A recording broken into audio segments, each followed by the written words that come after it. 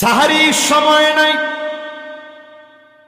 সাহারিতে একদম পানি নবীজি খান নাই, সামান্য একটা খেজুরও নবীজি পান নাই, অর্ধেকটা খেজুরও খেতে পারে নাই।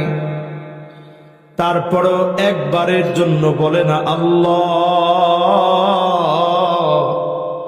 কোন কারণে ক্ষুধার এই কষ্ট আপনি দিলেন? সেজদার ভিতরে পড়ে পড়ে বলে আল্লাহুম্মা উম্মতি,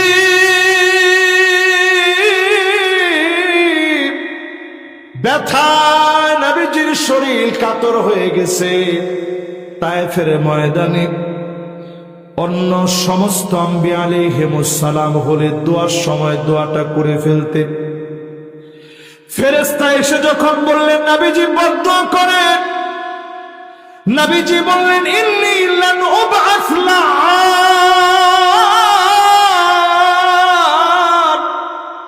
আমি বদদুয়া করার জন্য আসি নাই।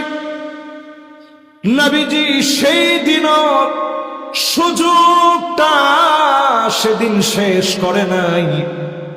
নবীজি বলেন ফাহিয়া নাইলাতুন ইনশাআল্লাহ, আখিরাতে আল্লাহ পাক আমাকে সেই সুযোগটা দিবেন, আর আমার উম্মত সেই সুযোগ সেদিন কাজে লাগাতে পারবে।